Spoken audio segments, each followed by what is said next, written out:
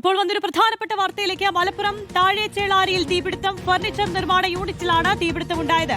Fire യൂണിറ്റുകൾ സ്ഥലത്തെത്തി തീയണയ്ക്കാൻ ശ്രമിക്കുകയാണ്.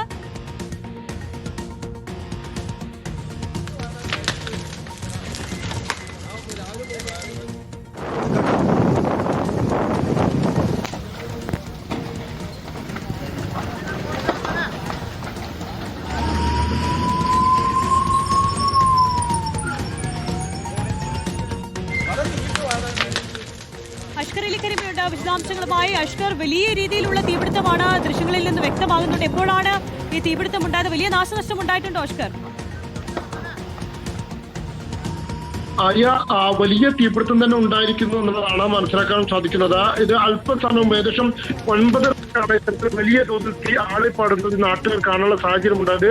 ഈ ചേളാരി പാറപ്പുറം പള്ളിക്ക് സമീപത്ത് പ്രവർത്തിക്കുന്ന ഫർണിച്ചർ നിർമ്മാണ യൂണിറ്റും അതുപോലെ തന്നെ പ്ലൈവുഡ് നിർമ്മാണ യൂണിറ്റുമുണ്ട്. ഈ നിർമ്മാണ കേന്ദ്രത്തിനടുത്തത്തിൽ വലിയ തീപിടുത്തം ഉണ്ടായിരിക്കുന്നത്.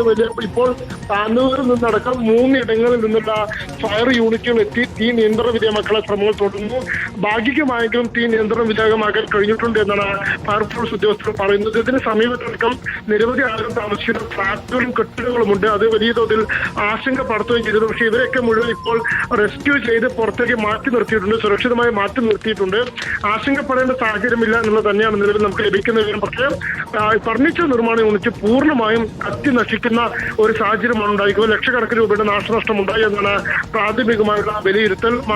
ഇതിൽ തീ പിടിക്കാനുള്ള കാരണമായി സംശയിക്കുന്നത് വൈകുന്നേരം 5 മണിയോടെ സ്ഥാപനം അടച്ചു പോകുന്ന ഘട്ടത്തിൽ ഇവർ സമീപത്തുള്ള മാലിന്യങ്ങൾ കൂട്ടിയിട്ട് കത്തിച്ചിരുന്നു. അത് സ്ഥിരമായി ചെയ്തു വരുന്നൊരു പ്രവൃത്തി കൂടിയാണ്. അങ്ങനെ കത്തിച്ചിട്ടിൽ നിന്നാണ് ഈ പടർന്നത് എന്നുള്ളൊരു സംശയം നാട്ടുകാർ പങ്കുവെക്കുന്നുണ്ട്. പക്ഷേ ഇത് തീപിടുത്തത്തിന്റെ കാരണം വ്യക്തമായിട്ടില്ല. ആ രീതിയിലാണ് തീ പടർന്നതെന്നാണ് ഒരു നിഗമനത്തിലേക്ക് എത്തുന്നത്. എന്തായാലും വലിയ തോതിലുള്ള തീപിടുത്തം ഉണ്ടായിരിക്കുന്നു. ഏകദേശം 1/2 മണിക്കൂറിലധികമായി വിവിധ ഫയർഫോഴ്സ് യൂണിറ്റുകൾ ചേർന്നുകൊണ്ട് തീ അണയ്ക്കാനുള്ള ശ്രമം ഇപ്പോഴും തുടരുകയാണ്. പ്രദേശത്തിന്റെ ഒരു പ്രത്യേകത എന്താണ്? തീ അണയ്ക്കുന്നത് ദുഷ്കരമാണെന്ന് തന്നെ മനസ്സിലാക്കുന്നുണ്ട്. അപ്പോൾ ഈ സമീപ പ്രദേശങ്ങളിലേക്ക് തീ പടരാനുള്ള ഒരു സാധ്യതയുണ്ടോ? അത്തരത്തിൽ മുൻകരുതലുകളൊക്കെ സ്വീകരിച്ചിട്ടുണ്ടോ ഫയർഫോഴ്സ് ഒക്കെ? മുൻകരുതലുകൾ പൂർണ്ണമായും സ്വീകരിച്ചിട്ടുണ്ട്. ആദ്യഘട്ടത്തിൽ തന്നെ സമീപത്തെ താമസ സ്ഥലങ്ങളിലേക്ക് ആളുകൾ താമസിക്കുന്ന ഫ്ളാറ്റുകളൊക്കെ ഉണ്ട്. അവിടുത്തെ പ്രദേശത്ത് ഒരു സ്കൂൾ പ്രവർത്തിക്കുന്നുണ്ട് ഇതിനോട് ചേർന്ന്. ഈ സ്കൂളിലെ അധ്യാപകർക്ക് താമസിക്കുന്ന ഒരു ഫ്ളാറ്റാണ് ഇതിനോട് ചേർന്നുള്ളത്. ആ ഫ്ളാറ്റിലേക്കൊക്കെ തന്നെ തീ പടരാനുള്ള ഒരു സാഹചര്യമാണ് ഉണ്ടായത്. പക്ഷെ അത് പൂർണ്ണമായി ഇപ്പോൾ നിയന്ത്രണ വിധേയമായി എന്നാണ് നാട്ടുകാർ പങ്കുവെക്കുന്ന വിവരം. മാത്രമല്ല, ഇപ്പോൾ 3 ഫയർഫോഴ്സ് യൂണിറ്റ് അവിടേക്ക് എത്തുന്നു. മലപ്പുറത്തു നിന്നുള്ള ഫയർഫോഴ്സ് യൂണിറ്റുകളടക്കം അങ്ങോട്ട് പുറപ്പെടുകയും ചെയ്തിട്ടുണ്ട്. ഇത് മലപ്പുറം ജില്ലയുടെ ഒരു അതിർത്തി പ്രദേശം കൂടിയാണ് ചേളാരി എന്ന് പറയുന്നത്. അവിടേക്ക് കോഴിക്കോട് നിന്നുള്ള യൂണിറ്റുകളടക്കം എത്തുകയും ചെയ്യും. ഈ സംയുക്തമായിട്ടുള്ള രക്ഷാപ്രവർത്തനമാണ് ഇപ്പോൾ പുരോഗമിച്ചുകൊണ്ടിരിക്കുന്നത്.